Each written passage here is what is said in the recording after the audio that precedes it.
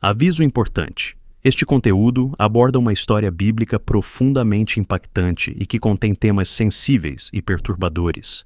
Recomendamos discrição ao assistir, especialmente para menores de idade ou pessoas mais sensíveis a temas como violência e injustiça. A intenção deste vídeo é trazer uma reflexão sobre os valores e as lições que podemos aprender dessa narrativa. Assista com atenção e, se necessário, busque apoio para compreender e processar o que será compartilhado. Uma história impactante de Juízes 19. Uma reflexão que vai te chocar. Capítulo 1. O contexto inicial. Nos tempos em que Israel ainda não tinha reis, cada um fazia o que parecia certo aos seus próprios olhos. Esse era um período de caos moral e espiritual. A história começa com um levita, um homem que servia a Deus, mas cuja conduta nos surpreende desde o início. Ele vivia na região montanhosa de Efraim e tinha uma concubina de Belém de Judá. A mulher do levita decidiu deixar o marido após uma briga e voltou para a casa de seu pai. 4 meses depois, o levita decidiu ir atrás dela. Ele queria trazê-la de volta. Quando chegou, foi recebido pelo pai da jovem, que o tratou com hospitalidade e insistiu para que ele ficasse por vários dias. Depois de muitos dias de insistência, o levita finalmente decidiu seguir viagem com sua concubina. Esse momento marca o início de uma série de acontecimentos que mudariam suas vidas para sempre. Capítulo 2. A jornada de retorno.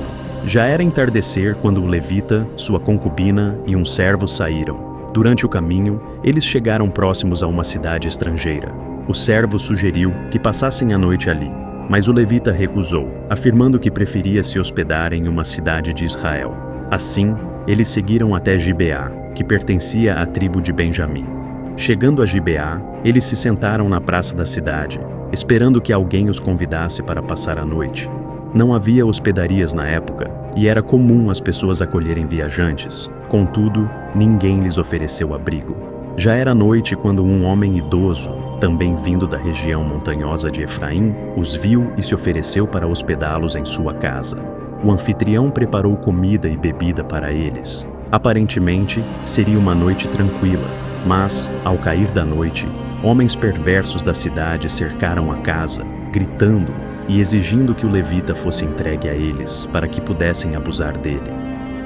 Capítulo 3. Uma decisão cruel e suas consequências. O anfitrião saiu e tentou argumentar com os homens, dizendo: "Por favor, não façam essa maldade. Este homem é meu hóspede. Não cometam essa loucura." Mas os homens continuaram insistindo.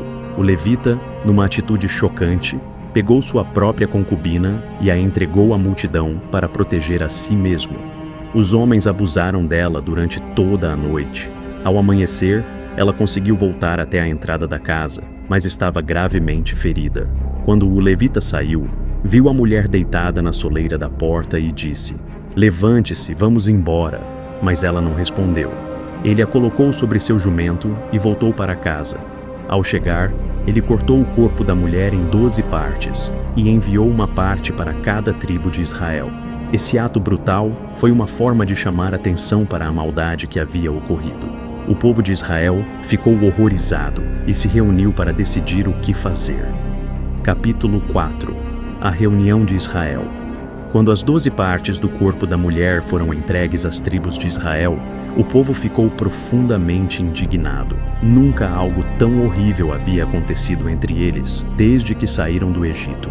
Homens de todas as tribos se reuniram em Mispá para ouvir o que o levita tinha a dizer sobre o crime. O levita contou toda a história, explicando como os homens de Gibeá haviam cometido aquela maldade. Ele pediu que o povo de Israel decidisse como agir diante de tamanha atrocidade. Todos concordaram que aquela injustiça não poderia ser ignorada. Os israelitas decidiram punir os culpados e enviaram mensageiros à tribo de Benjamim, exigindo que entregassem os homens de Gibeá responsáveis pelo crime. No entanto, a tribo de Benjamim recusou-se a cooperar e decidiu proteger os culpados. Capítulo 5. A guerra contra Benjamim. A recusa da tribo de Benjamim levou à guerra civil. As outras tribos de Israel reuniram um exército poderoso para lutar contra os benjamitas. Apesar de serem em menor número, os guerreiros de Benjamim eram experientes e lutaram bravamente. Nos primeiros dias de batalha, os benjamitas conseguiram vencer e infligiram grandes perdas ao exército de Israel. No entanto, os israelitas buscaram a orientação de Deus e jejuaram, pedindo sua direção. Deus instruiu que continuassem a lutar e prometeu que os ajudaria a vencer. Com uma nova estratégia, os israelitas armaram uma emboscada e finalmente derrotaram os benjamitas. Apenas alguns homens da tribo de Benjamim conseguiram escapar, fugindo para o deserto. Capítulo 6. As consequências da guerra. Depois da batalha, os israelitas enfrentaram as consequências devastadoras de sua própria ação.